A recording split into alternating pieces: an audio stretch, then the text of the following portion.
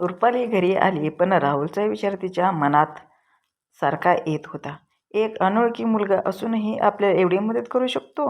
राहुलने तिच्या मनात जागा मिळवली होती. आणि इकडे राहुलच्या नजरेसमोरून काही रुपाली जात नव्हती. एकंदरीत प्रेमाची आस दोन्ही बाजूने सारखी होती. आता रुपाली रेग्युलर कॉलेजला जाऊ लागली. रुपाली आणि राहुलची आता नेहमीच भेट होत होती. दोघे सोबत चहा, नाश्ता, जेवण करत होते. त्यांची आता चांगलीच मैत्री बहरली होती. एक दिवस राहुलचे तिच्या वाढदिवसाच्या दिवशी सरप्राईज पार्टी दिली आणि सगळ्या मित्रांबरोबर तिला प्रपोज केलं. रुपालीलाही राहुल आवडत असल्याने तिने त्याला होकार दिला. आता रुपाली आधीसारखी साधी राहणारी मुलगी राहिली नव्हती. तिच्यात खूप बदल झाले होते.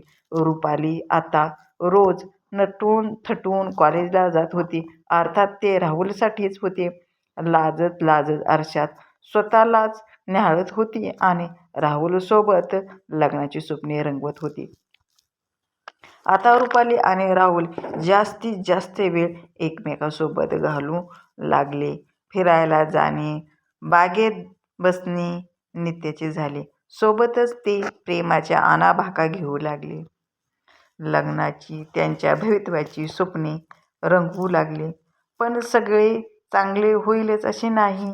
एक दिवस रुपालीच्या भावाने तिला राहुल सोबत पाहिले आणि तिच्या घरी तांडव झाला.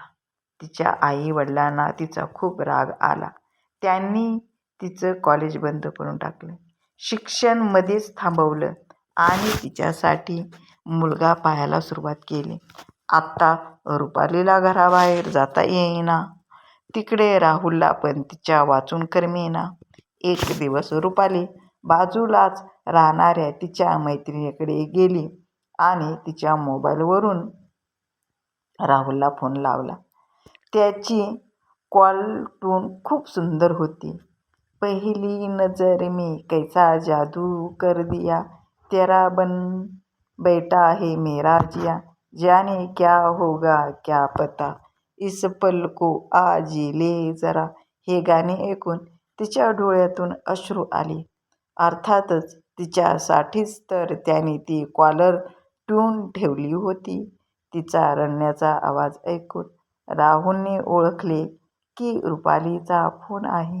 तो म्हणाला, रुपाली, रडू नकोस, घाबरू नकोस, तू माझीच आहेस. आपण लग्न करू. रुपाली, अरे पण माझ्या घरचे तयार नाही होणार, राहुल म्हणाला.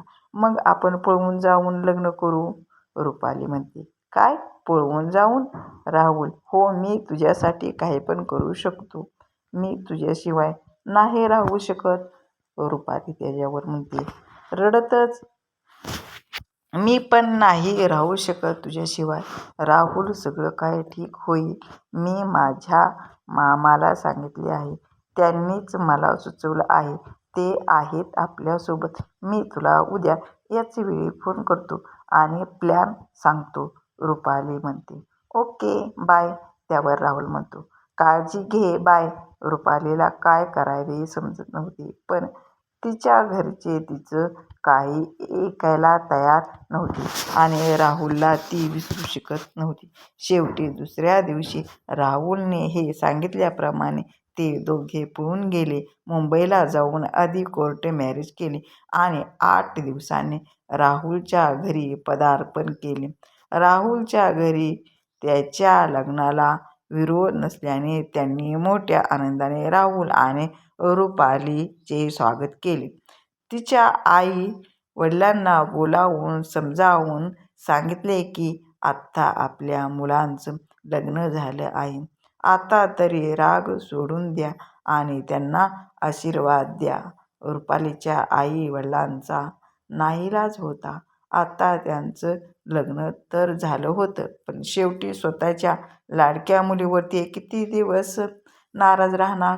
काहीही झालं तरी एकुलती एक लाडाची लेक होती ती त्यांची, म्हणून त्यांनी दोघांना माफ केलं आणि आशीर्वाद दिला.